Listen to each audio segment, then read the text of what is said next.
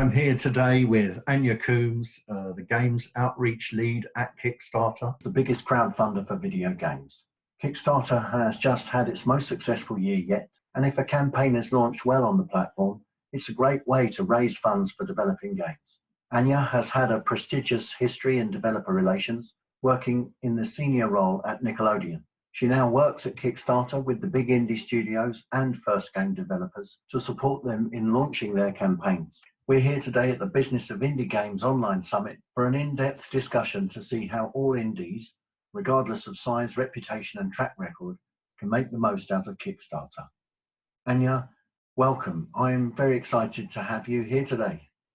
Kickstarter is the largest and most well-known platform for raising funds. Does it matter whether you're a large or a small player, or new or well-known?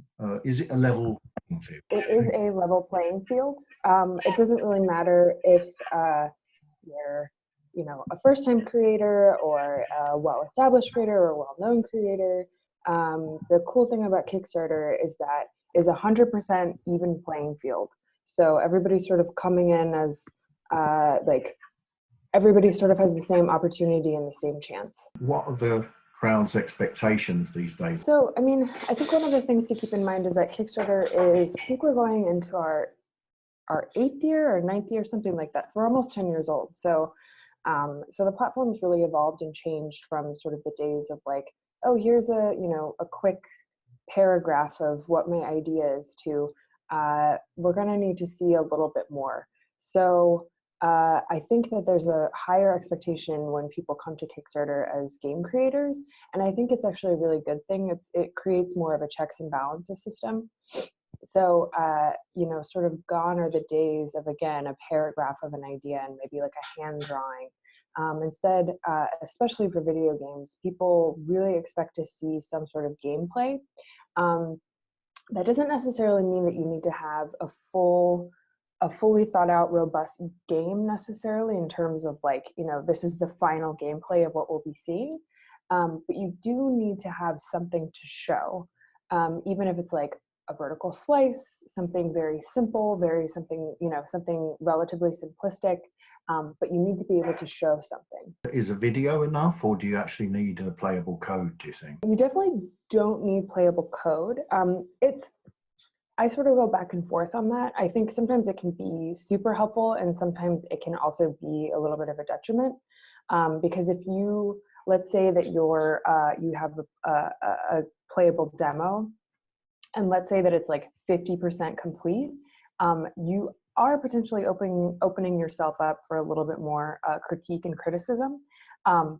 But I do think if you have a really stellar video, that supersedes any sort of playable demo. Is my game, if I'm a developer up there, is it need to be funded? What's the percentage of games funded on the platform, and how big is the crowd? The crowd is really big. So we have, I believe we have 2.5 million repeat backers. It's either 2.5 million repeat or 2.5 million backers. So all of our information is on Kickstarter.com. I think it's Kickstarter.com/data that has all of our information on there in terms of our daily stats that are constantly being updated. And you can look at that from anything from Kickstarter as a whole to, you can dial that down into games. In terms of the percentage of games that are funded, again, all that information is constantly being updated on our data site. So I definitely would encourage you to look at that, because those numbers are sort of constantly always changing. And what are Kickstarter's future plans and strategy, particularly with regard to developer relations? Are games still going to be a major focus for Kickstarter? Yeah, we're a significant part of the platform. Games is a really big deal at Kickstarter. And so I think it's one of those situations where it's if it's not broke, you don't really necessarily need to fix it. But, there are two of us that are full-time on the games team here, and our jobs, and to a certain degree our lives, are really based around making sure that creators have the tools and the resources to be as successful as possible. So I don't really see that changing anytime soon. Yeah, thank you. Well, that's very exciting. And in terms of growing the crowd, is that must be part of Kickstarter's plans going forward, surely? Yeah, I mean, I think we're trying to find more pockets of spaces where maybe there's some untapped resources and untapped talent. I think going to sort of the major conferences, things like PAX, GDC, E3, et cetera, like that just makes sense to be there. But we're trying to really focus on some of these other untapped resources. So for example, I mean, not that it's untapped, but we went to Montreal last year and did a talk, and that was really fantastic to kind of see what the indie game scene is in Montreal. I know Austin has a really growing, budding indie space. Seattle obviously is a big deal too. I think it's even bigger than what we anticipate. I think when you're thinking of indie game development, I mean, anybody really, if you have a computer and an internet connection, you can like make a game. So our focus is really trying to find some of those other pockets. So for example, I'm going to Reboot in April. There's a huge contingent of Eastern European creators that we don't really have access to living in the US. And we have limited budgets and we have limited time because there's only 2 of us. So we can't go to every single conference. So going to things like Reboot, going to things like Amaze in Berlin, where we have a little bit more access to creators that maybe we wouldn't at something like a GDC or an E3. That's definitely a focus that we wanna put a little bit more time and energy into. There are lots of untapped development markets. What's Kickstarter doing to increase the size of the investing crowd as well? I think one of the things that we really are trying to focus on is driving home this idea that there's a community of people. So similar to when we look at things like, hey, you're a Kickstarter creator, you're a part of this community, you're part of this team.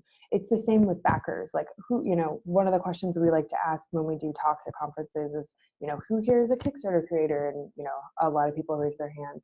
And we also like to follow that up with, how many of you are also Kickstarter backers? And I think every single hand goes up. It's one of the luxuries that we have in games is we don't really necessarily need to sell the platform. I think at this point, crowdfunding is synonymous with Kickstarter. It kind of means the same thing. So we're very lucky in that sense, but it's sort of driving home this idea that there's millions of backers all over the world. And so there is a community of people that have kickstarted and backed projects. That's really exciting. Thank you. I'm really looking forward to seeing the growth of Kickstarter going forward. Let's say I'm a developer and I've decided to launch a Kickstarter campaign. What thinking and planning needs to go into my campaign and my Kickstarter page? So there's definitely a significant amount. One, you definitely need to kind of figure out what your funding goal is. I get this question a lot of well, what should my funding goal be? And I'm not making your game, so I don't know. I truly cannot answer that question for you. That's something that you have to come up with. And I think along with sort of thinking about what your funding goal should be, you should also think about what's a reasonable goal. So if you're well, I need $4 million, okay, let's talk about that a little bit. That is by no means out of the realm of possibility, but it is going to mean that you have to do a lot more work, and it means you have to do a lot more sort of initial work leading up to the campaign. So figuring out what your funding goal is. Number 2, you really need to do your community building. I think if you were to look through my emails, the word community is probably the word that I use the most, other than hi, but it's a pretty common word that you'll see. So this concept of community building is really kind of the heart and soul of Kickstarter projects. So what does that mean when we say community building, right? So if you know that you need, so there's a little bit of a formula that we like to give people. So think about what your funding goal is and divide that by what essentially the reward tier your game will be. So if you know $20 is how much your game is going to cost, divide that by your funding goal, and that's essentially how many people you need to back you at that specific reward tier. Obviously, these numbers fluctuate, so it's a little bit different for each campaign. An average price, right? Exactly, yeah. So I think that sort of gives you a good indication. So let's say that you need, let's say that those numbers come out to about 5,000 people at $20 each. Okay, great. So you really want to sort of increase your community at that point. So we say do 3 to 6 months of community building. That's you know, building an email list or adding to your email list, going to events and showing off your game, talking to other indie creators, talking to publishers if that's a route that you want to go, posting on forums, you know, just really getting involved in the community aspect of how do you bring in X amount of people to your project. The numbers that we've seen are that it's roughly about 34% of pledges will come in internally from Kickstarter. So that's through things like people just kind of searching on Kickstarter. We have a lot of people that do that just come to Kickstarter and almost use it as like Google for games. So they're always looking for different things. So there is like a significant amount. I mean, 34% is like a decent chunk of organic traffic, but that means that you're liable for the remaining, what is it, like 70%. I'm terrible at math. But the remaining percent is something that you are responsible for. So you need to think about, how do I get people to come to my Kickstarter project? I think that's another thing that people sort of are thinking about, like in the old days of Kickstarter, is like, oh, well, everybody's just going to come to my project. Like, no, unfortunately, that's not really the case any longer. It does happen. What was that ever the case? It was definitely the case, like when Kickstarter sort of first started. But you know, at any given point, we have somewhere between 400 to 600 games, live game projects at any given point. So there's a lot of great projects out there. So how do you kind of like make yourself stand out? Well, you get people to come to your project page. That's the best way to sort of ensure that you will receive the funding that you need. So funding goal, community building. You also really want to have like a great video, and there's a little bit of a formula associated with the video too. So one, you need to show gameplay. Two, we definitely highly recommend sort of talking about who you are and why it is that you're coming to Kickstarter. Because I think, and this is going to sound incorrect, but at the end of the day, people want you to succeed. The people that are around you, the community that you've built, people are like, this is great, I want this to succeed. But they also want to see that you're putting the time and you're putting the energy into like creating something that you can kind of be proud of together. So that, again, is part of that big community, like building and community spirit. So kind of like putting yourself out there a little bit, showing a little bit of vulnerability and saying, I need this money because of X, Y, and Z. This is what I'm planning to do with it. I would love for you to come on this journey with me. It's a really great way to kind of engage with people. And then the last thing is you really want to populate your page with not only like the necessary information, which is all kind of like, if you look at any Kickstarter project, like you'll kind of see a lot of trends and similarities. But for games, and specifically video games, you definitely want to have GIFs that show your gameplay. That's an easy way for people to just kind of drop in and see like, oh, okay, I kind of get what this is. Oh, this is similar to this game that I like. Or, oh, I've never seen that before. This looks interesting. What about the rewards that you offer? You know, you mentioned physical or digital rewards. Right. So physical versus digital is a really interesting exploration. For video games, for any digital game, so video game, mobile game, any digital game, we tend to recommend to not do physical rewards just because the shipping of those rewards can be astronomical. There are a couple projects where we know they have like a fulfillment service, or they have a deal with like IndieBox or a couple of these other like fulfillment type companies that will give them a decent price point. However, it still is a cost to you as a creator.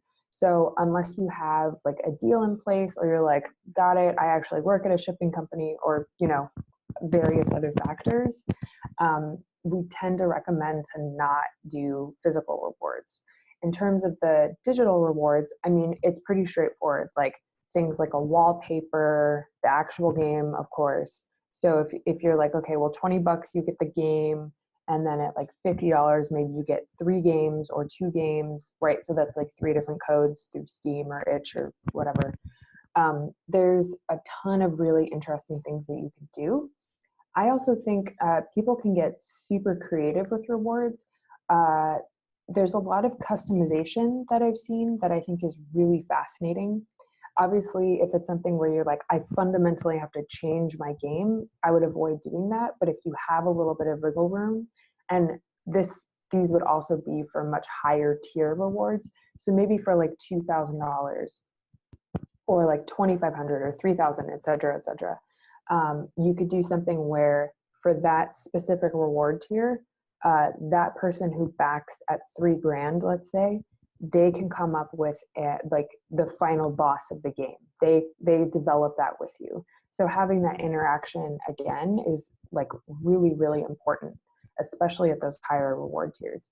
And then some of the other cool things that we've seen are things like personal Skype calls with the creator for like a 30-minute Skype call, or you know, you get a personalized email at maybe like $15 or something like that. Something that's not super expensive, other than, you know, I mean, time is money, but it's 30 minutes versus maybe like $50 in shipping. I seem to remember in Prison Architect, you could pay to be a prison warder yourself. Yeah, I backed a project where it was like for $2 you could include like an insult in the game, and it was obviously up to like the creator's discretion, but you could come up with your own insult, and it was like it was just part of the game. It had a whole bunch of insults, and so you know, obviously he was like, I don't want anything that's like super offensive, so it was up to his discretion. But even that, just like for $2, I get to like come up with my own fun insult. Are there any other ones that people have come up with? I think those are some of like the main ones. I've seen a couple where it's like the creator will turn you into one of the characters, or like you can have your name in the game. Oh, and then obviously like in the end of the credits, right? Like having your name in the credits. Like I think it might have been, I know it's controversial, but I think in Mighty Number 9, they had every single backer in the credits, and I think it was something like 4 hours of credits or something like that, because so many people backed the project. But it's cool. You'll see people like take, you know, in the end credits of the game, you'll see people take screenshots of their name, and they're like, "Oh, I was a Kickstarter backer for this." So like, it is really effective. Yeah, I can see. Yeah, when they're loyal, they're really committed to helping the developer succeed, aren't they? Have you seen any games not perform as well as they could because of a poorly planned campaign or design campaign? I would say most of the times that campaigns don't fund it's like one of two things, right? It's one, there was no community building, or they didn't do enough community building. Or two, it was just unrealistic expectations, right? Like, oh, part of that is like lack of community building, but also like not listening to your community. So let's say there is a community that exists, and they're like, we're going to come to Kickstarter and we're going to ask for this amount of money, and the community is like, we don't want it. Community building is also listening to your community. What is it that they want, right? And if their community is saying, we're not willing to back you, I think that's something you need to consider, and that's something you need to think about, and you need to ask your community why. That doesn't mean that you can't launch a project. It just means that you have to kind of say like, okay, well, what's the disconnect here? Why are you saying I'm not willing to back this project? Also, we've seen things where like people have too long of a video, or they don't have a video, or it's too short of a video, or there's no gameplay. Having no gameplay is like a huge deal, especially for video games. I mean, a lot of it is some of it's just like small oversights that people just don't see. And that's also why we try to tell everyone, like, if you've never launched a Kickstarter project before, or even if you have launched a Kickstarter project before and you have questions, always send us like any materials or preview pages or anything over to us, and we're happy to take a look and just kind of give you a yes or a no, or even just a have you thought about this. Well, that's really useful stuff, actually.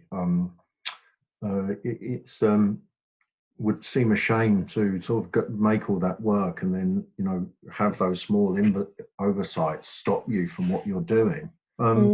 What are some of the best Kickstarter pages that you've seen? I think Night in the Woods had a really fantastic looking project, to the point where I think like they're nominated for everything this year, which is really exciting. Hyper Light Drifter had a great project page. Narita Boy in particular had a really fantastic looking page. Pinstripe, Thomas, who's the creator of Pinstripe, just launched a new project last week called Once Upon a Coma. Really fantastic looking page. You can tell he's put a lot of time and energy into it. Yeah, I'd say there's more great looking projects than projects that I'm kind of like, oh, I don't know if this is going to fund. That's great. And also they serve as an example for others of like what to do and what not to do. Mm-hmm. Exactly, yeah. The campaigns that have the cooler pledge options, do they do better than other ones? Yeah, so we recommend that you should have roughly like 7 to 10 different reward tiers. I think there's a little bit of a misconception that it's like, okay, well, why can't I just have 2 or 3 rewards? And the thing is, you want to give people different options, right? So if your game is available for like, there's so many different sort of like strategies that you can do with this. The most common that we see is people will do things like an early bird. So for like $15, you can do like a limited number of pledges. So let's say it's like the first 200 people that pledge at $15 get the game. And then once those 200 people have pledged at $15, then the game is available for $20. So that's like 2 reward tiers right there. You can do something where it's like for $1 or $2 or $5, you get access to updates because you can do backer only updates. So you have to pledge to get an update. So backer only updates and maybe like a wallpaper or like a piece of digital art or something like that. Something that's small and it's still an incentive, but something that's like really relatively easy. And then you want to start increasing your reward tiers. So like, $20, $50, $100, et cetera, et cetera, et cetera. And you could do things like adding in multiple games. So let's say that someone's like, oh, well, I want the game and maybe my friend wants the game, or I can gift this to a friend. That's super popular. And then as you get into the higher reward tiers, the thing to keep in mind is that people will back at higher pledge tiers. You just have to create incentives for them to do it. But, we see it more often than not that those like 1,000, 2,000, 3,000 reward tiers, they do get pledged. So kind of offering different incentives for people to pledge at those different reward tiers is really, really, it's super important. So coming up with really interesting different reward tiers and things in those rewards is absolutely key. One of the things I noticed that I thought would work really well is, I think I saw it in Ashes of Creation. The guys were asking for specific amounts to deliver specific features that only afford to do if the crowd back them. And some of those features were so juicy that I thought to myself, oh, I would just want to see that in the game. Yeah. Well, I think the thing to keep in mind with Ashes of Creation too is that they have an existing community. So a lot of what they were talking about, they've heard from their community is what their community wants. And so they're saying, okay, well, if you back us and we're able to do this together, we can give this to you, but we need your help to do it. And that was, anytime you say that gets a group of people excited about something, like that is the quintessential way to run a Kickstarter project in terms of really knowing your community. I saw they were heavily overfunded, but they'd really done their homework by talking to their community and finding out what they wanted. Absolutely, absolutely. So back to the main thread then. I have my page, Great Game Idea. My video is up, and it says something about me. It demonstrates the gameplay, and shows why we want to be up on Kickstarter. And I have my cool rewards all laid out. So the next step is I need to build my community. That's correct? Okay, so knowing the developers that from your time at Kickstarter and working on these projects, what key things would you do to build a loyal community? The good thing about video games is that it's all on the internet, right? So you can utilize a lot of different social media platforms. Facebook has a just endless indie dev communities and specific genre communities. So fighting communities, action communities, like all these different sort of like Facebook groups. There's a lot of indie dev Facebook groups. There's endless numbers. So kind of finding the one that works for you is absolutely key. A lot of these Facebook groups also have Discord channels. So going into Discord and having some of those like really one-on-one conversations with other indie devs, because what's one of the best ways to get people to get your game noticed? It's having influential people within the indie dev community also vouching for you, right? So like if, you know, this creator is like, this Kickstarter project is awesome, this creator is awesome, and they're, you know, again, like let's say Rami Ishmael is like, oh my gosh, I love this game. People are definitely going to look at it. So it's sort of building credibility within the indie space. Twitter is a great resource, like following different hashtags, just sort of engaging with your community, with those specific communities. And I think the other thing to keep in mind is it's not just about promoting or like talking about yourself, but you also have to be willing to kind of like give feedback to other people.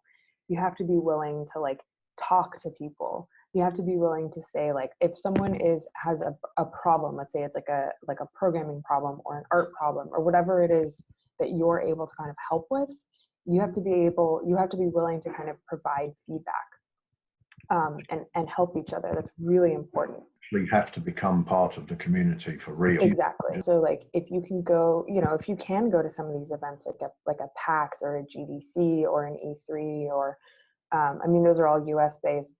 Most of those are US based. But, you know, if you're living in a place where there are smaller like game dev meetups or conferences or things like that, like going to them, I get a lot of people saying to me like, oh, well, there's nothing in my community. Well, here's the thing.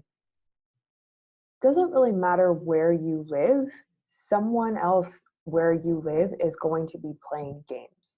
So if there is no community, like you say, you need to be willing to like find those people and start one, even if it's just like posting something on the internet and saying, hey, I'm a game dev and I really want to meet other people. You know, let's meet at a cafe at this time and let's chat about game dev. Like it might start small, but that's kind of, you know, communities kind of build over time. It doesn't happen overnight. And also now with globalization and everybody being connected online communities don't really need, it's not dependent on your geographic location.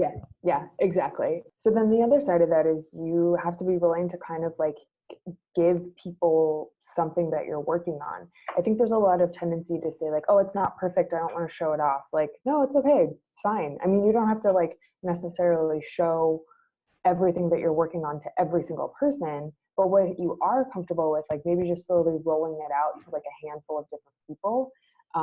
I also think it's really funny, like I had a conversation with someone recently, I don't remember who, but we were saying, they were asking me like, oh, but I don't have a community. And I was like, well, you have friends and family, right? Like that is your community, you know? Like I think sometimes we forget like friends and family are willing to help you out and you never know. You just never know within your friend group or even your family. Like let's say that your cousin's best friend happens to work at, you know, I don't know, Devolver or something like that. It's like, oh wow, yeah, I kind of forgot about that. So kind of even just within your own personal network, like who here can I kind of reach out to? And I mean, hopefully, you know, your friends and family are willing to kind of back you on your Kickstarter projects too. Yeah, I mean, it's a great place to start. I mean, certainly you learn about how to grow your community that way. What about professional bodies as well? What's the best practice? Should you join like IGDA and other bodies like? Yeah, I think with the IGDA, like, and if you don't know what the IGDA is, it stands for Independent Game Developers Association. There's chapters all over the world. I think if there's a lot of times there are chapter meetups, so you don't necessarily need to join. I kind of feel like it's a relatively small fee. If you can do it, then do it. If you, for whatever reason, don't want to, but that's totally fine too. But I would definitely encourage people to go to their meetups within your specific chapter if you can. There's, you know, they're very influential within the indie game space. So just being associated and like just meeting other people there at meetups is super, super important. Even just like meetup.com as a place is absolutely key. I don't know. I kind of come from the standpoint of like, do your research. Not every professional organization is for you. And that's okay. That's why there are multiple organizations. So find one that works for you and just do your research. And also talk to people who are associated with those organizations. You can kind of hear like what their experience has been. And, you know, when you're connecting with the game dev community and any online community, codes of practice and conduct, I mean, you know, you have to avoid just using the community for marketing, you know, like you discussed, we need to join in. Are there rules on behavior for, you know, how much communication you can give people without like? Well, I mean, that's not for me to say. That's kind of based on that community. So you need to read the rules and conduct. I mean, I don't think the best practice would to go in and just start blasting every single message board, you know, every 5 minutes with your information. I think don't do that. But in general, just kind of like sit back and see what other people are doing. And then if the opportunity presents itself, go ahead and post something. But definitely read the rules and the conduct of what those specific communities are. If it is a community where it's like, it's just about blasting marketing materials, like, cool, go ahead and do it. But if the rules explicitly state like, hey, you know, on Thursdays is when you can post about your Kickstarter project or whatever the rules and regulations are, like, you need to abide by them. Don't be that guy. Last time we spoke, you said, be honest, you know, don't spam or listen and to be willing to give feedback. I thought was like really great, straightforward advice. Yeah, and I definitely maintain that. Like, there's an air of honesty that you just kind of need to adhere to. And part of that is like, it's not just being honest in the sense of like, this is who I am, right? Like, you don't want to catfish anybody, obviously.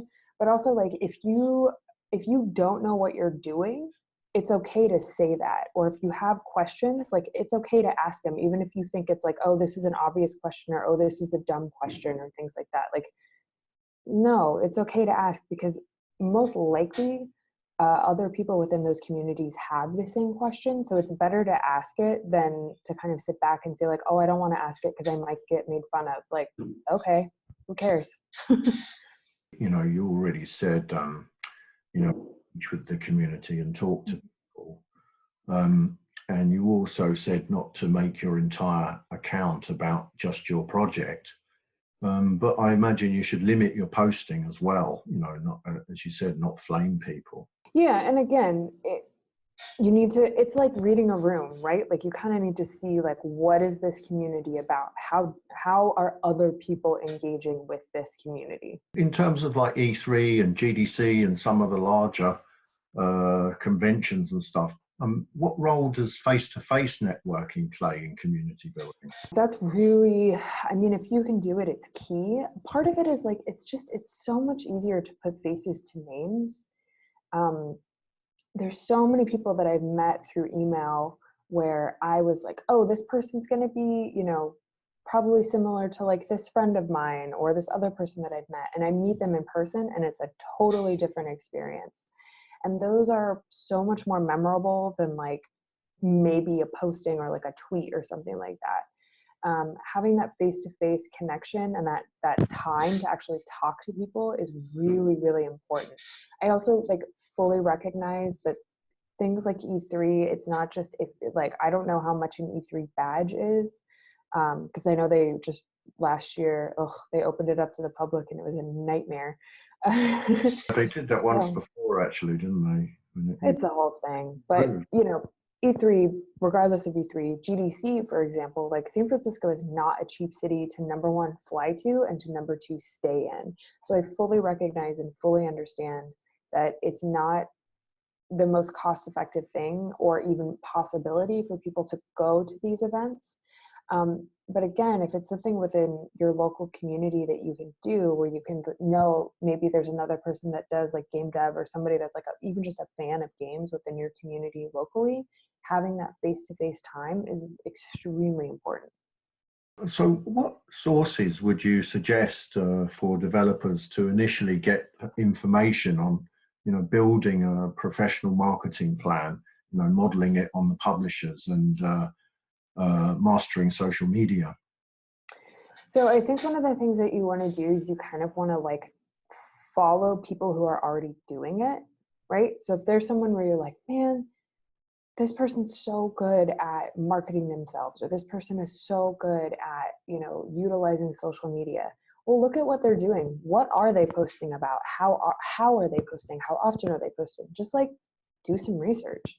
For things like marketing plans, I mean, I think a marketing plan for games is a little bit different from like maybe like a marketing plan for like, like a Fortune 500 or something like that. So ask people who are successful in the industry. What did they do? What made them stand out? What made them be specific? For things like publishers, if you do want to go the publishing route, ask the publisher what it is that they want to see. Doing a cold email, I think, is fine. I think doing 12 cold emails to the same person is too much, but I'd say like just email them, ask them, hey, I'm really interested in pitching. What is it that you need? Because each publisher is different, and each plan and each person is different, and you kind of need to tailor it to who it is that you're trying to pitch it to. If it's something where you're just kind of like trying to pitch yourself, you do have a little bit more of a luxury to kind of like really present yourself in a way that you want to be seen. But if you're trying to pitch to somebody specifically, you kind of need to ask them like, okay, well, what is it that you need to see from me? What are the components and the things that you need to see from me to really present myself in a way that you will understand? Yeah, I mean, sometimes other developers will really share as well what marketing they've learned. I know we certainly do. I mean, so once your community going and your Kickstarter campaign, do you need a community manager? Community management is a really big deal. And the thing is, if you can hire a community manager, if you have the resources and you have like the funds to do so, great, do it. If you have a friend that's willing to do it for free, I mean, or maybe like in exchange for like beer and a meal or something, like also great. Find what works for you. If you don't and you have to do it by yourself, you kind of have to do it. But sort of that like community management is really key and really important, especially for a Kickstarter campaign. And I get a lot of questions of like, well, what does that mean? What does a community manager do? One, it's responding to comments on Kickstarter. It's responding to comments not only on your actual Kickstarter page, it's responding to comments on your updates, because people can comment on your updates. It's responding to any messages that you see. It's posting updates. It's managing the community, because if a community turns on you, that's one of the worst things that can happen. So you have to be willing to kind of like, answer any questions that they have. If people are upset, ask them why. And if they're asking specific questions, answer. And this is also, again, where honesty really comes in. If you don't know the answer to something, say, I don't know, and here's why I don't know. It's quite good if the developer is involved in the community management, they can answer specific questions about the design, about the game mechanics. Absolutely.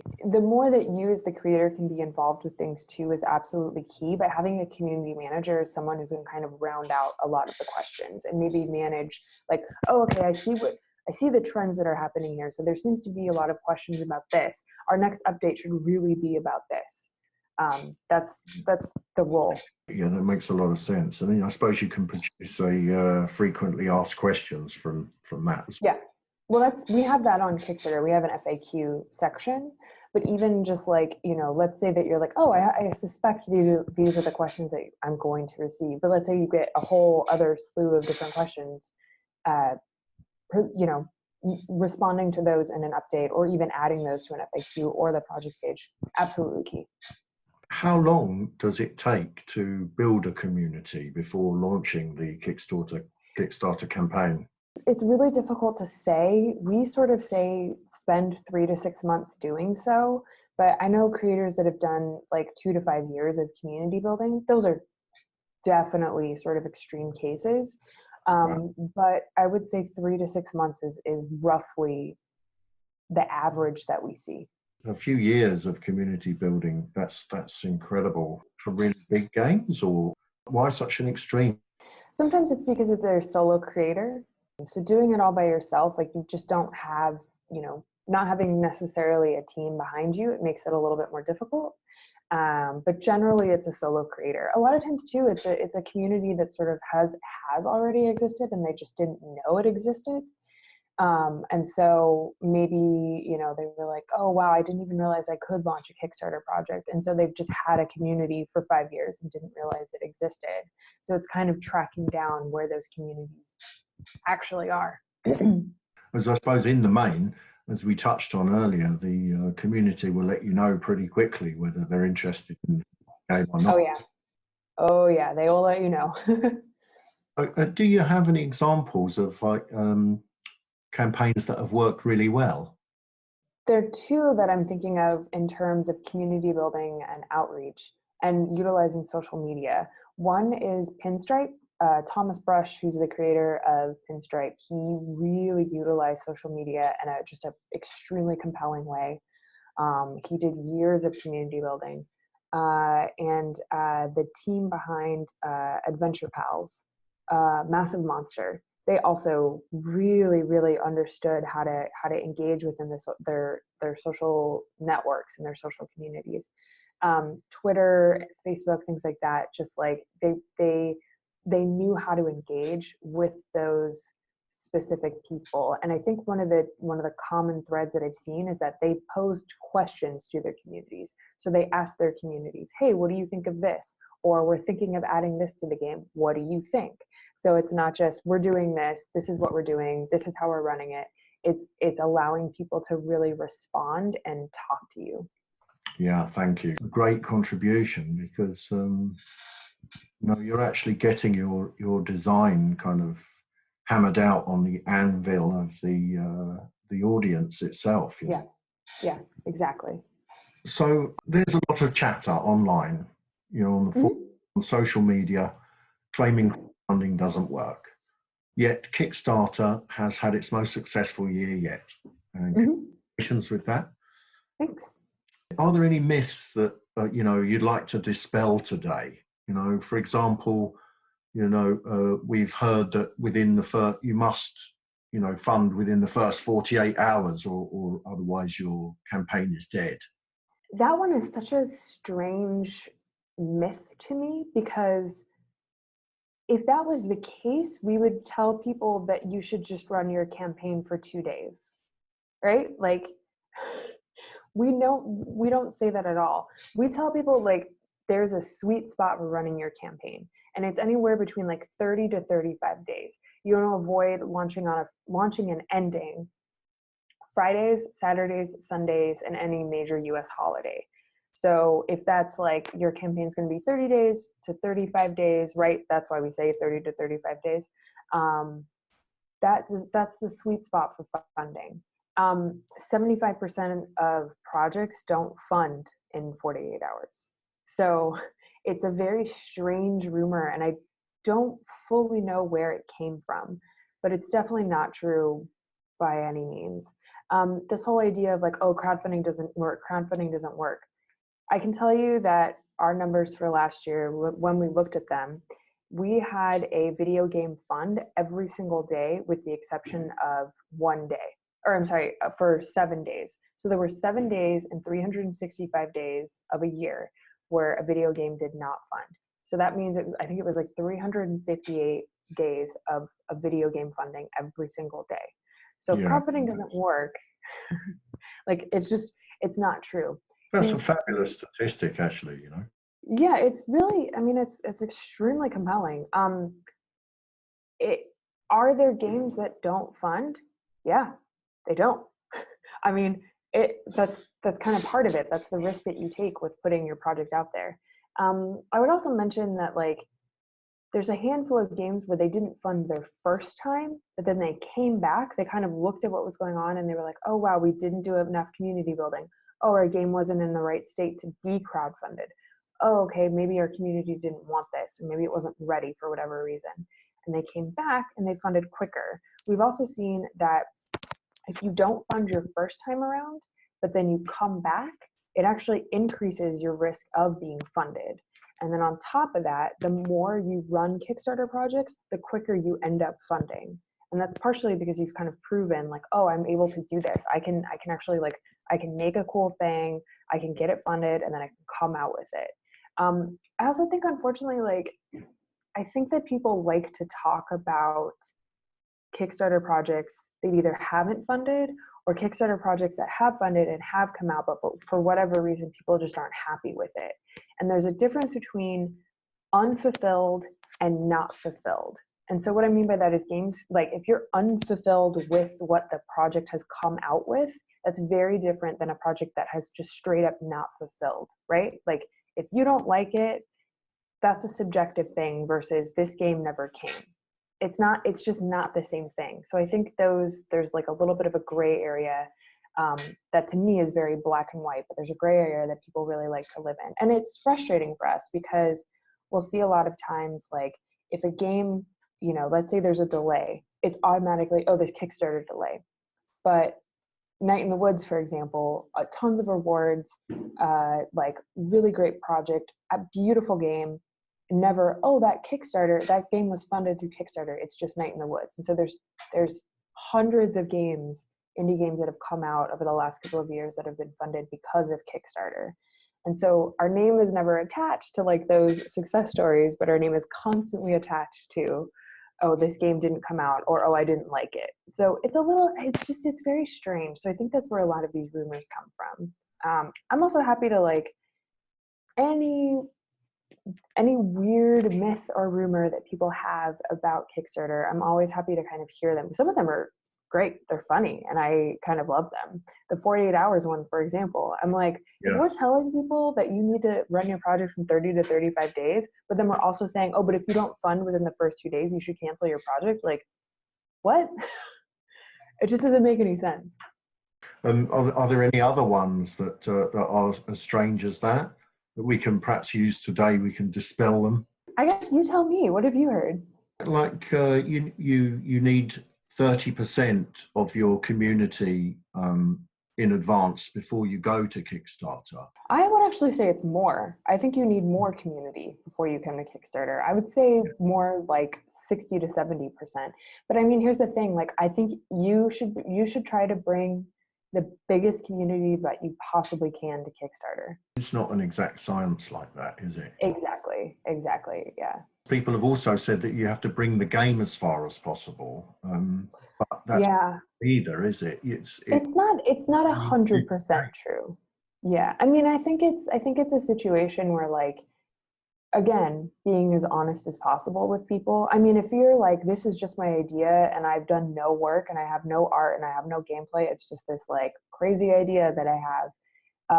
No, that's definitely not the right time. You do want to do a little bit of building, and you do want to, like, you know, you should have some art, you should have some gameplay, you should come with something. Unfortunately, like, again, like we talked about right in the beginning, just having a paragraph is no longer enough. It's been really fantastic talking to you today. I've learned loads, and I know our audience are really going to appreciate it. Yeah, thanks for having me, by the way. I appreciate it. Just finally, if you had to pick 3 critical pieces of advice to give a game developer launching a campaign on Kickstarter. I think, again, number 1, be honest. Number 2, do your community building as much as you possibly can, and then also, like, don't stop doing your community building, and have some gameplay. That's a vital piece of information. That, I mean, every game is built around, and I know that because I built a few 3D walls myself, you know. yeah, absolutely. Our people get in touch with you if they have any questions? Yeah, so there's a couple different ways to get in touch with us. I'm always happy for people to email me directly. My email is ANYA. It's like Tanya without the T. So ANYA@kickstarter.com.